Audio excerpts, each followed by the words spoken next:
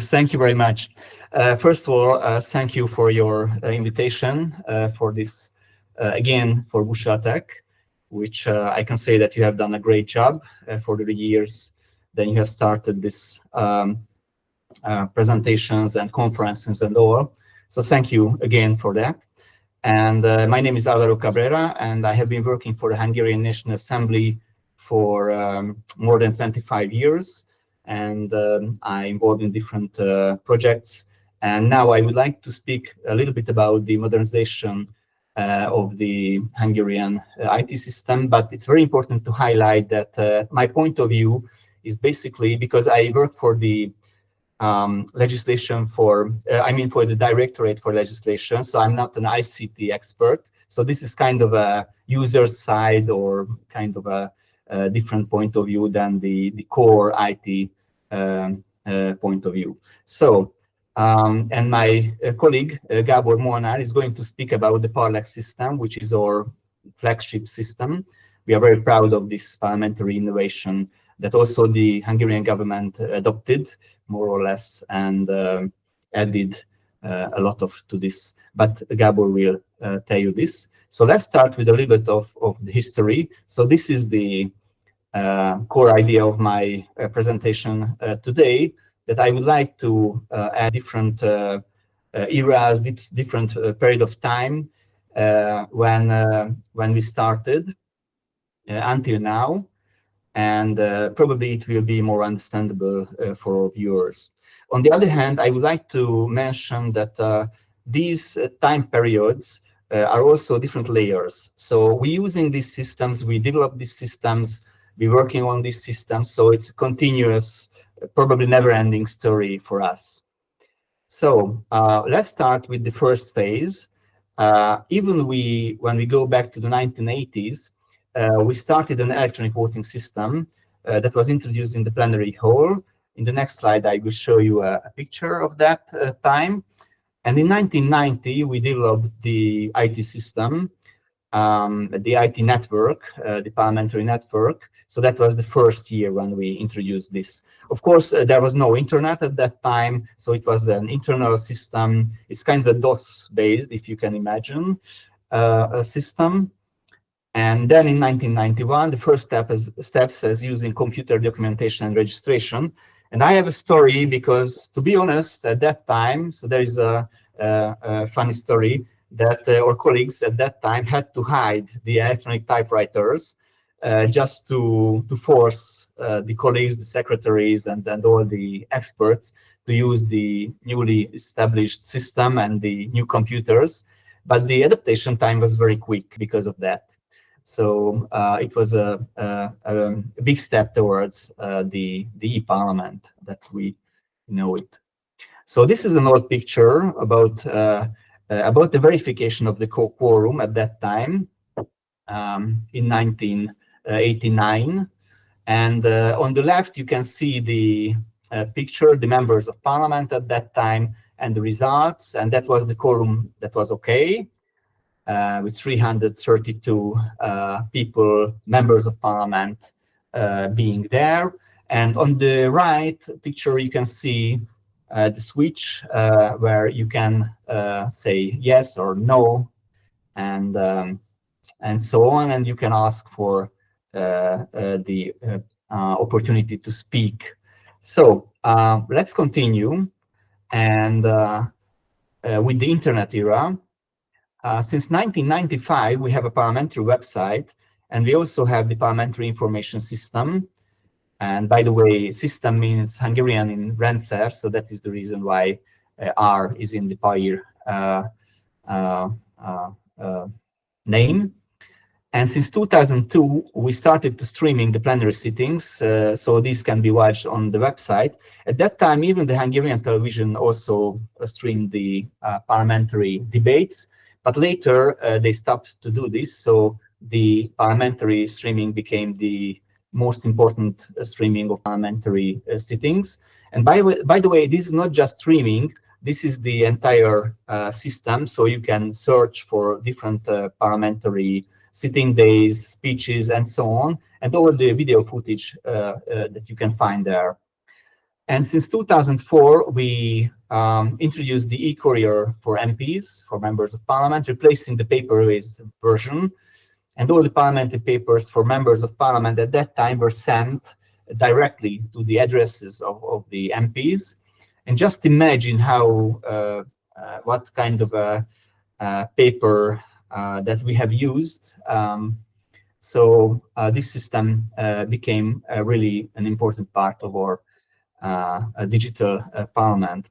And in 2013, we renewed the website, the parliamentary website, and we started to use a content management system. We are using Liferay for publishing. It was also kind of a revolutionary because before that, we always had to send an email to our colleagues, IT colleagues, and they published. And someone who knows the parliamentary life, we always in a hurry. So we have to publish very, very quickly. Even written material, so not just the database that is almost automatically working, but of course some kind of written materials as well. But now we can do it. Of course, there is a hierarchy that we use to say okay that it can go to the parliamentary website. And since 2015, we introduce smartphone applications for Android and Apple as well. And of course, I do not have to convince anyone that these are very useful applications because we can catch all the parliamentary happenings in a minute. So everything in your pockets by using smartphones. So that was kind of an answer for the needs of our era. And since 2016, our parliamentary IT system of legislation, the Parlex system, started. Basically started with the electronic submission of papers. And since 2021, an integrated legislative system and the formatted and HTML formatted agenda introduced. By the way, what was the reason why we started to manage the electronic submission of papers? So it all goes back to a system that was made for the budget. So the budget was a very sophisticated and problematic, to say that, bill or legislative proposal. So there was a lot of amendments were introduced to the budget always, and we had an application, and in fact it was an access-based application at that time.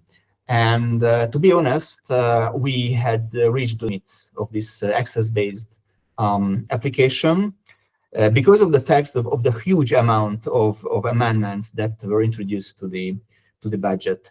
And there are parliamentary systems, for example, probably in Italy, that they also had to manage the huge amount of amendments. So this is a classical problem that occurs not just in the Hungarian National Assembly, but in other parliaments as well.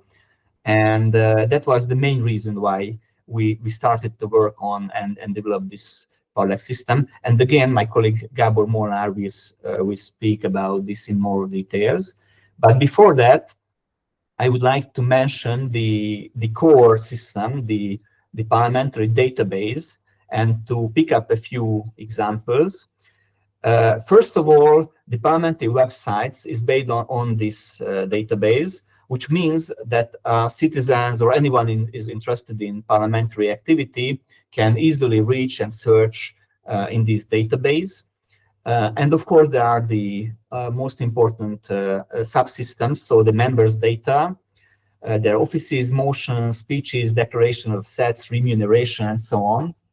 By the way, or declaration of assets means that they have to confess, I mean, all the members of parliament, not just what they have, the remuneration and the honorarium that they paid, but also all that they have, the possessions. So they have a house, they have an apartment, they have a car, they have a collection.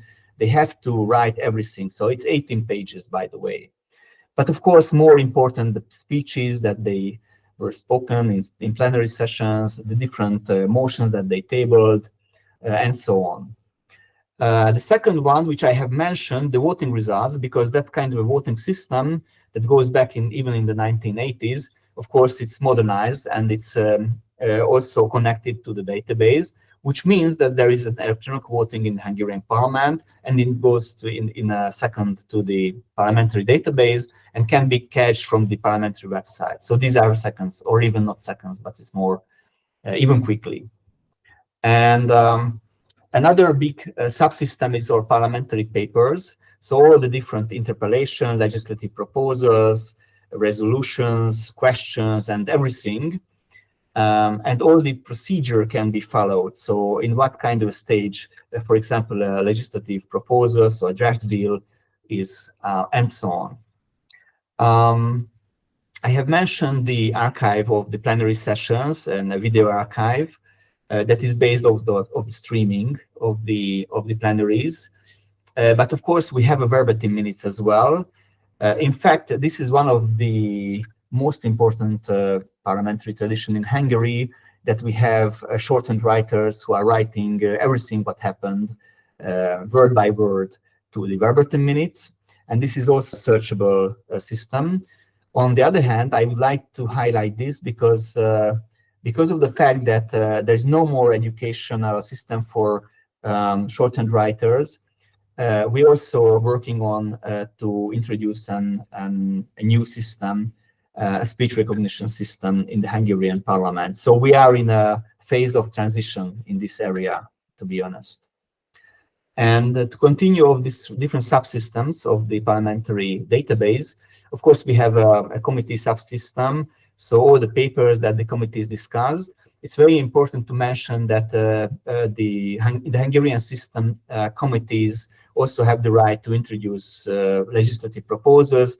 They also control the government, and they also debate all the different proposals that the government introduced. And these are all public, by the way. And of course, the minutes of the committee sittings are also verbatim minutes, so word by word, and 95 or more than 95% are public.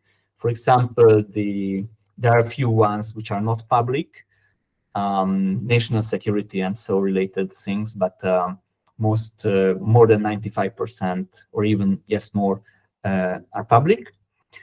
And another subsystem is the officials, so the Speaker of the House, the different officials of Parliament, but also of the government. So it's a very good database when, for example, you cannot remember the latest head of a ministry or someone, and then you can catch in a minute everything fresh and everything actual in this subsystem. And finally, I would like to mention the members of the European Parliament, because Hungary is part of the European Union, and we elect members for the European Parliament. Of course, they cannot be members of the Hungarian Parliament. It's not possible, naturally. But as members of the European Parliament, they can speak in the Hungarian Parliament.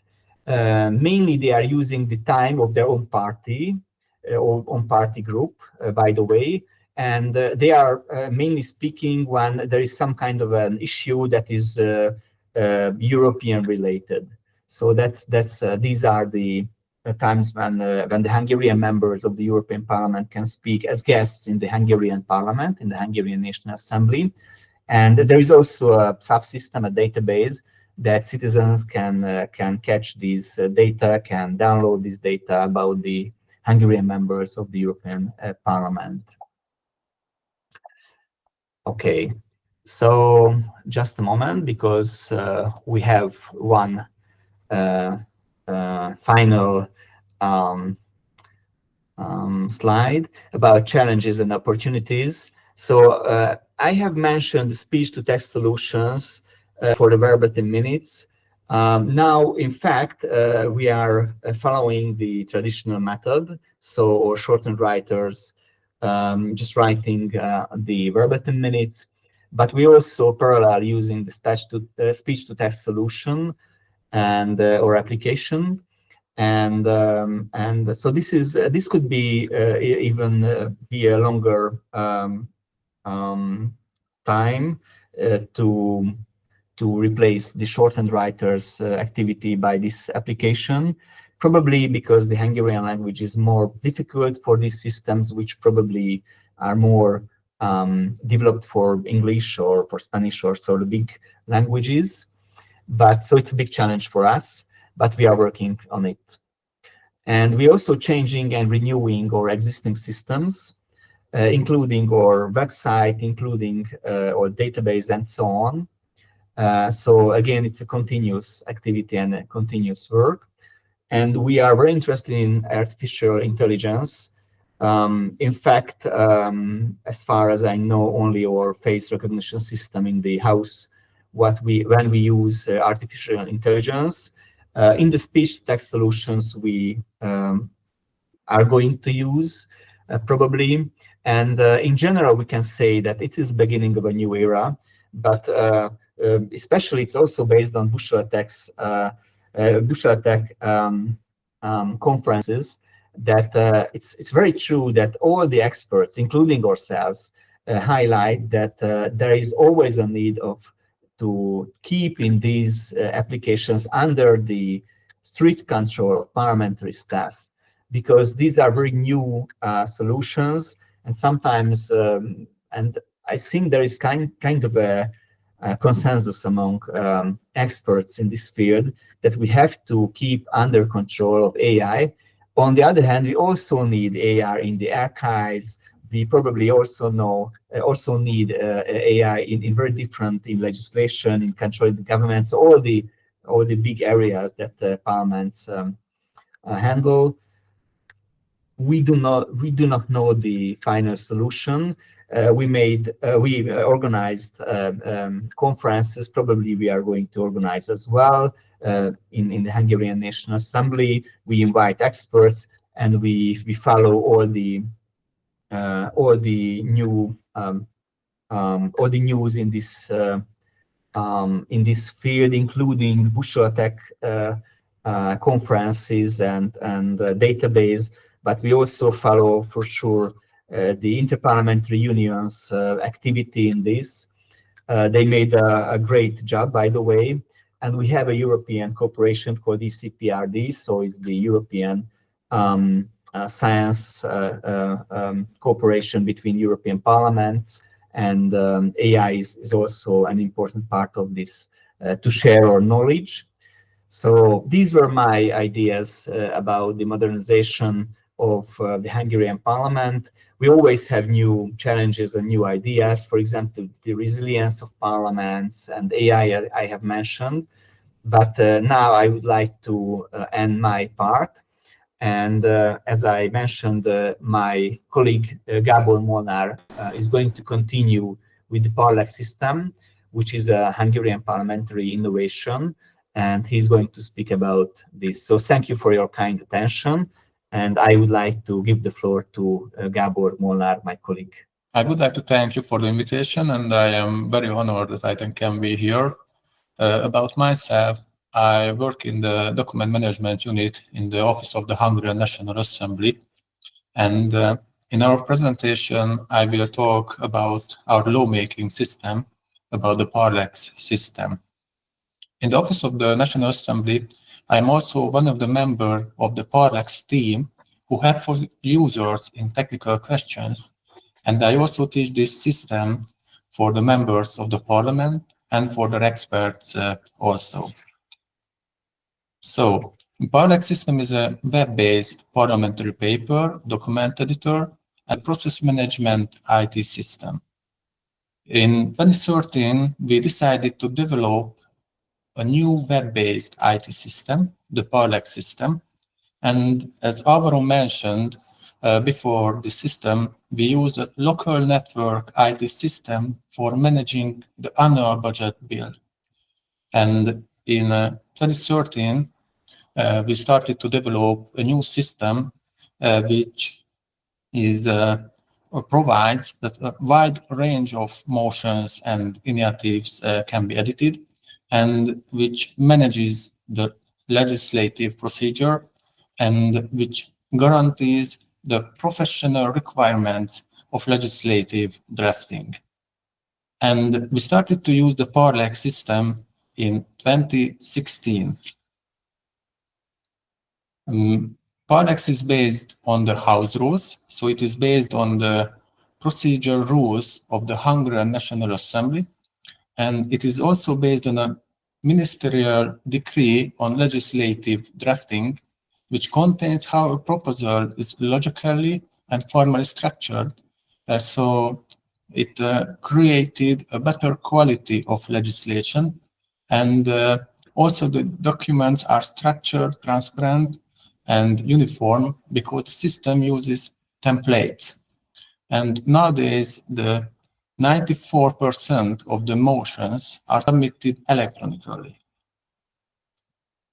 And in 2019, the Parlex was awarded a best practice certificate by the European Institute of Public Administration.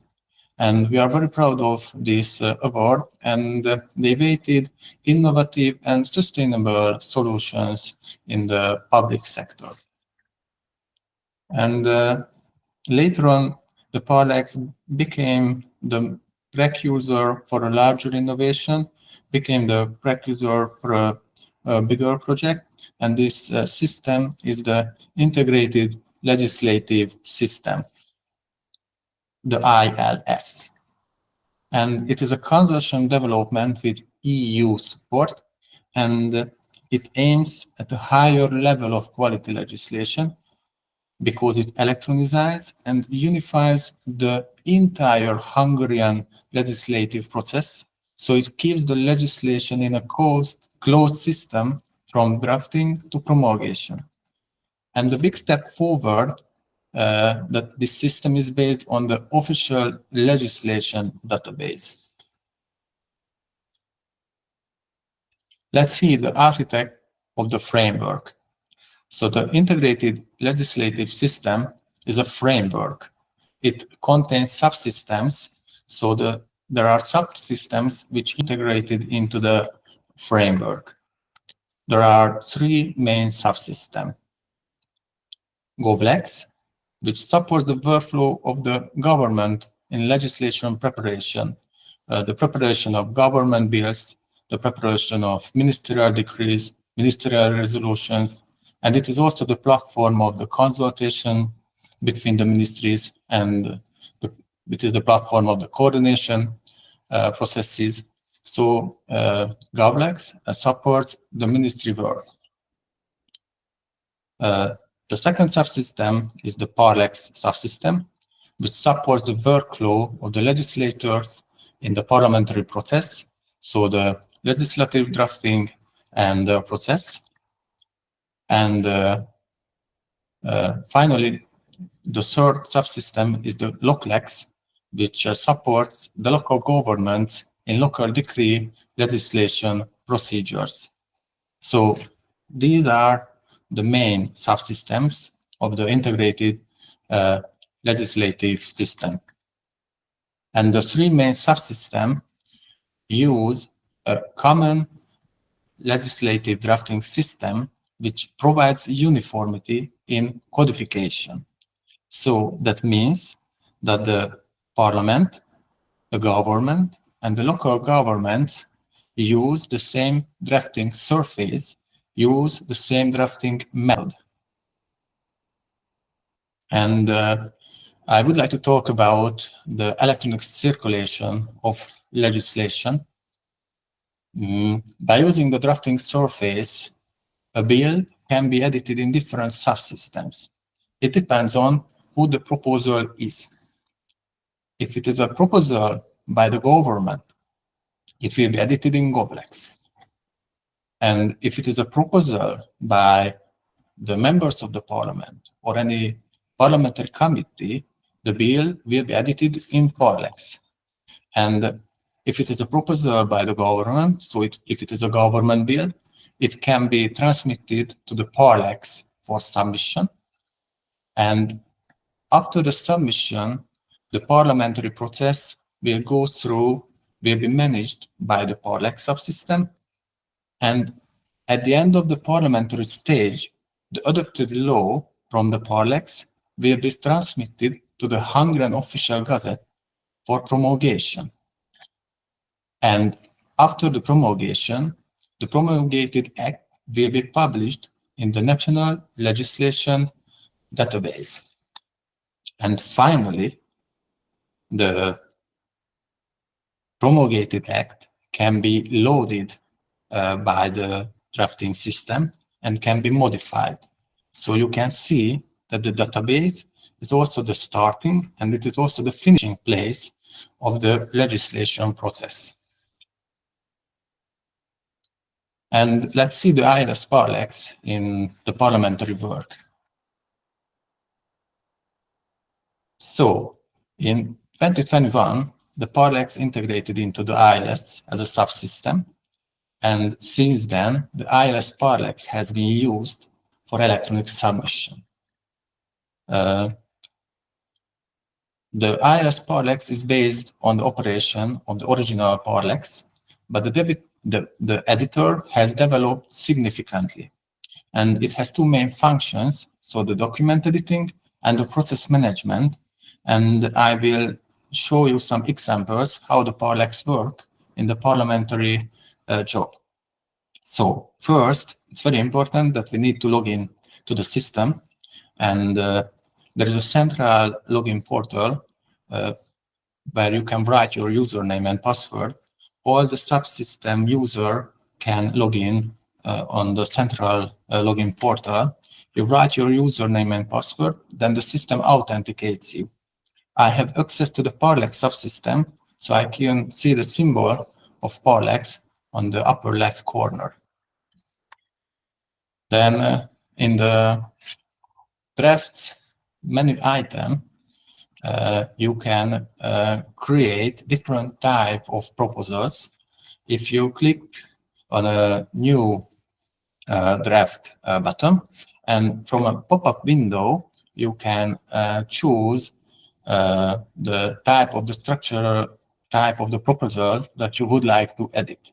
You can choose a bill, legislative proposal, budget law, fundamental law, international treaty, a written question, oral question, prompt question, proposal for amendment, single proposal. So, as I mentioned, nowadays the 94% of the motions and initiatives are submitted electronically. And let's see the drafting surface. As I mentioned, the electronic legislative drafting system guarantees the compliance with Hungarian drafting rules. The middle of the screen is used for creating the text of the proposal. The text on the left side, you can see the documentary. During the editing, it is automatically built. And during the creation of normative text, the structural units can be changed using the type selector. And let's see an example for drafting a bill. The system automatically creates two sections. The second one is for the entry into force, and the first one is empty. And if you click under the section 1, you can write here or insert here the text. And if you press Enter key on the keyboard, new structural units will be created, and then you can write the text of the second section. And during the creation of the text, the documentum tree is automatically built. The number of the sections are automatically renumbered. And finally, the created structure units type can be changed using the type selector. You can change the subpoints, points, subsections. So the system compliance with the Hungarian drafting rules.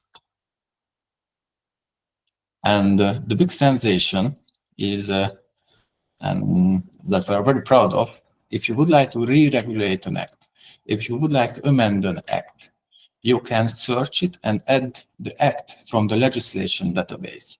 So if you click on the plus icon, from a pop-up window, you can search the act.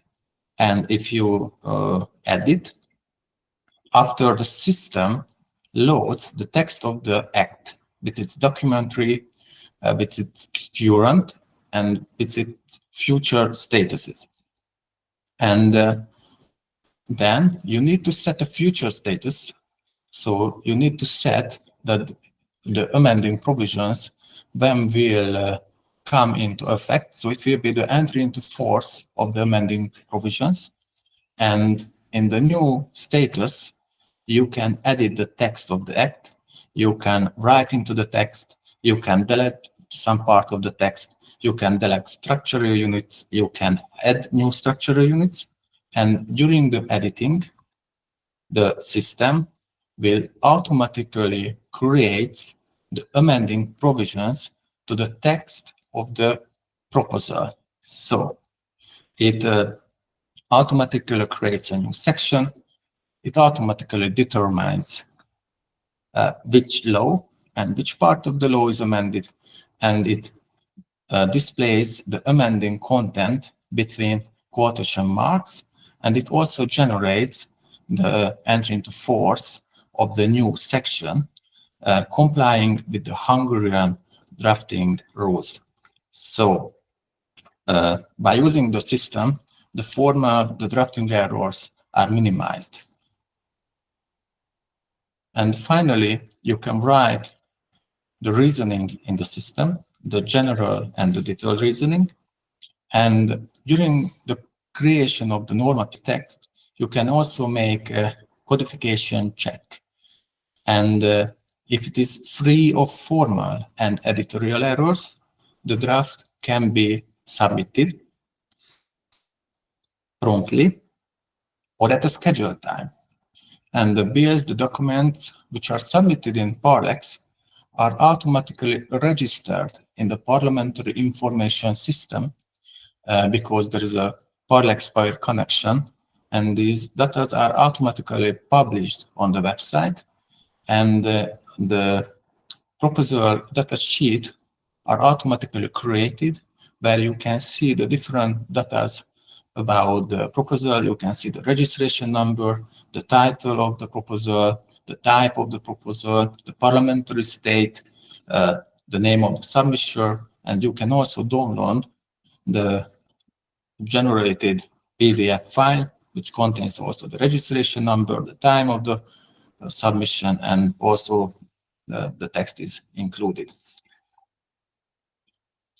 And to the submitted proposal, amendments can be created by the MPs, and the system helps their work because it automatically marks the changes. We call it special parliamentary proofreading. It means the new texts are underlined, and if we would like to delete some part of the submitted proposal, this will be formatted bold and placed between brackets. And the modifications are automatically generated into separate points. And finally, the amendments can be submitted to the selected discussion committee. And the system also supports the committee's workflow. Before a committee sitting, the office prepares background papers and materials. And we can also record the committees, the governments, and the submitters' standpoints on the amendments. And the system automatically generates the report. And finally, we submit the committee's amendment and report in Parlex. So the supported amendments and the originally submitted proposal can be edited together by the system with the consolidation function of the system. So it means that the system automatically renumbers the structural units and automatically renumbers the cross-references. So you need to click 3 or 5, and the consolidated text is, you can see the consolidated text. And finally, if you adopt the law, it can be transmitted to the Hungarian official gazette for promulgation. And then, as I mentioned, it will be published in the digital legislation database. And finally, we are continuously improving the system based on the feedback of users and the administration. And we are working on to expand the number of the motions and documents which can be submitted electronically. So overall, I can see the system provides modern and advanced solutions, and it's created a better quality of legislation. And I would like to thank you for your kind attention.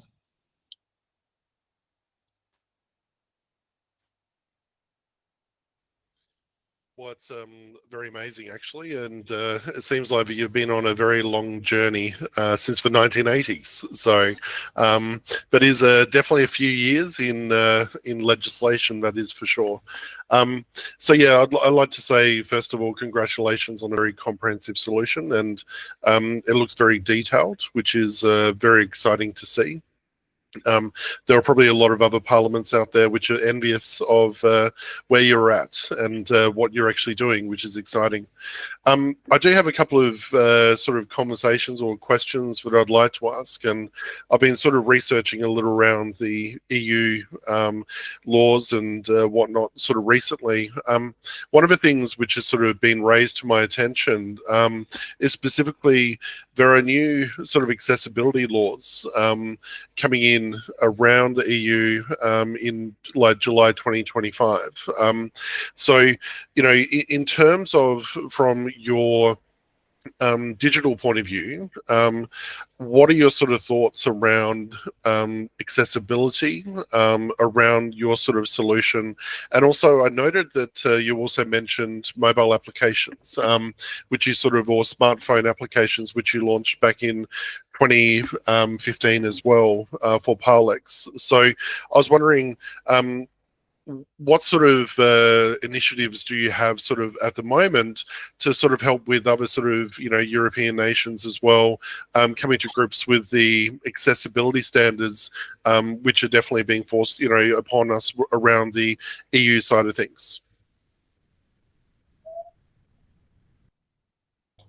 Well, I would like to highlight that accessibility, that our parliamentary website is accessible for people with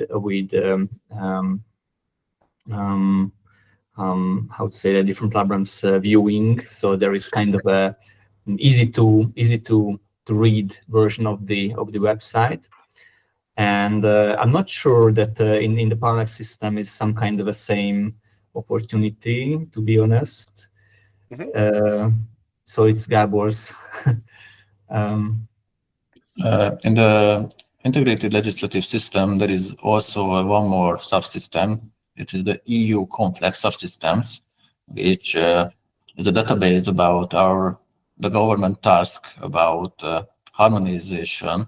That if the government need to harmonize some regulation from the EU, this is a task list for the government. What are the future tasks to harmonize in the Hungarian law, to Hungarian bill, to Hungarian law.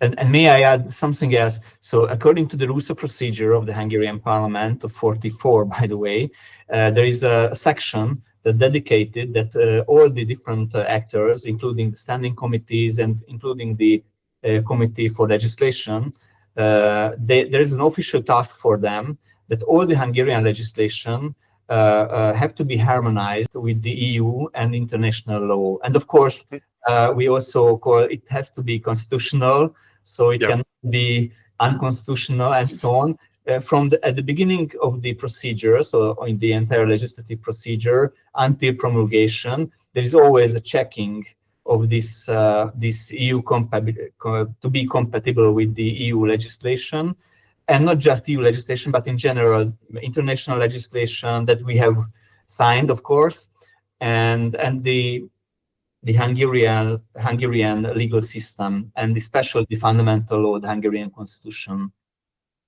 Yeah, no, I'm sorry. So it's not just a technical issue. It is the task of the committees, and especially the Committee for Legislation.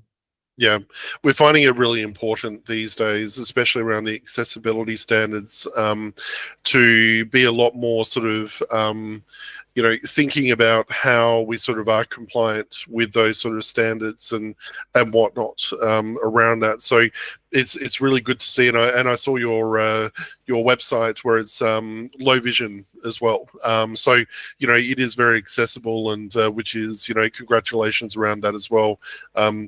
It is good to see, because I know there are a lot of parliaments out there which are struggling with those types of elements. So actually, one of the interesting things, obviously, you're looking in the future around your speech recognition side of things. And one of the sort of inherent challenges that we've sort of always faced around that is local dialects.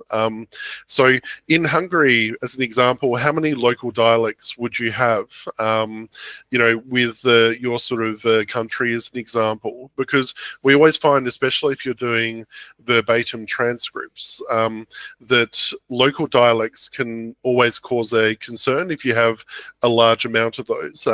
We were working with the in sort of having a chat to the Canadians, and they've got very sort of obscure languages sometimes, which sometimes people will speak, and the challenge is always about how we can actually then create a verbatim transcript with multiple levels of dialect as well. So I'm curious to know what those sort of challenges really look like for you going forward. Well, I think we are more lucky than the Canadians, because we are not bilingual. However, there is a parliamentary representation of all the minorities living in Hungary. So there are 13 minorities and living in Hungary, and there are secured places, positions for them, and they are working in the committee. And officially, they can use their own languages. Of course, these are not dialects. These are entire languages like Croatian, Ukrainian, Serbian, and Romanian, and so on.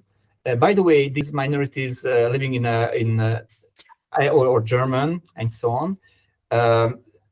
In fact, in plenary sitting, there is always, when they are speaking, by the way, they are speaking Hungarian as well, so fluently and perfectly. But sometimes they can use, when they have the opportunity to speak, to use their own language. So there is a translation of these. And there is also an interesting example that, for example, members of parliament who have hearing incapabilities, so there is kind of a sign language interpretation, by the way, even during the plenary. So when the hearing impaired member of parliament speak using the Hungarian sign language, which is an official language, by the way, and officially can use in the Hungarian parliament, there is an expert who can sign it, and vice versa. So when someone is speaking, there is managed to do this. And finally, dialects. So of course we have dialects, but these dialects are, in my opinion, quite well understandable. Of course, there are a few words that differs, but there's not such a big issue or big challenge like in Canada or in Belgium or bilingual countries when there are more official languages. Even I can remember, because I have to write a lot of background material. So even in the Canadian Parliament, they are using sometimes indigenous languages. So and it's really interesting. I even wrote a background material a few weeks ago stating this example. But anyway, we do not have the same. So or dialects is quite well understandable, but the shorthand writers, they have to cope with this. So they have to write everything, and so they are not just shorthand writers. They are teachers, by the way. So their profession is teacher, lawyer, and so on. So they have a very broad knowledge about Hungarian language, dialects, even foreign languages. So probably, and that is one of the reasons why we cannot replace at all the human factor in these, in my opinion. No, it's a very fascinating thing. Is like we work with a lot of what we call Hansard or transcription, around the world, and there are some challenges, especially with the shorthand or what we call stenography machines as well. And a lot of a younger generation, especially when we're sort of looking at, bringing new people on board to Parliament, is always a challenge around some of those roles as well, because to learn the sort of shorthand or to learn those sort of processes takes a lot of effort and a lot of time to actually invest in, and some of the younger generation is not necessarily as interested in those sort of techniques or tools, as an example. So I think it's a very interesting sort of thing where you're sort of having to now balance, I think, the use of artificial intelligence or the use of other tools to sort of supplement when the sort of what I call the older generation sort of does retire, and that would be a challenge for most parliaments as well. So it's quite interesting. I have another question in terms of your legislation editing environment. Is that based on the data which is actually stored there? Is it based on a specific format? Is it HTML or XML? Like, are you following like the Comitoso sort of standards, or I'm curious to know, to help other parliaments when they're looking at sort of developing their own tools out there as well? The product system is based on XML format. The data are stored in a XML database, and the drafting system, the drafting surface, can load from the XML database the promulgated acts. But these are it is a unique system. It is not based on Akumanotso and other systems, so it can only use in the Hungarian legislative process. So out of curiosity, how important do you think adopting like a XML standard is? Like, and I noted that during your presentation you were saying that you also allow citizens to download some of your data as well for consumption, which is very exciting and very good for transparency as well. So do you provide those in different formats? Is XML really key to some of your digital transformation, or what are your sort of thoughts around how others can benefit from those sort of standards? Alvaro? Sorry. I think open source is important. By the way, we also share our data by an API system, so they can download our data. And it's especially for researchers and even developers who would like to develop something, but mainly researchers and people who are interested in parliamentary life in a more professional way. And of course we also open, because API is also limited in some way, but we are always open to researchers and this kind of professionals who would like to have more information, more data of the Hungarian parliament. On the other hand, of course, citizens, I think for citizens, a good database and a good parliamentary website that is easy to navigate and search. And it's a big challenge because sometimes, of course, there are other people, or there are not just the use of IT tools, but also how to understand the entire parliamentary procedure is always challenging. And because of that, we have a service that anyone can call, and the same people that helping members of parliament. So we provide information for members of parliament and experts and ministries, but the same people helping citizens in case they are interested in, and to navigate on your website, or to make them understand how it works, because even we are a unicamera system, but it could be very sophisticated. So I cannot even imagine a bicamera system. How can they tell people how it works? No, absolutely. I understand you completely around that. So I said we work with unicameral and bicameral, and even like the three houses as well. Sometimes it's like it's very, very complex, to say the least. Even sometimes with one house, so for sure. So so I think, yeah, like that sort of sums up the majority of my questions for today. So I said, like, it's been a privilege to talk to you today, and also understand your in-depth knowledge around where you have been, and, you know, since again the 1980s, and where you are now. And it's sort of really exciting to see, you know, the advancement in that sort of technology really being at a forefront to parliamentary process, which is very exciting. So thank you so much for all your time today. Thank you very much for your kind attention and for all the questions. They were very interesting and fascinating. So thank you very much.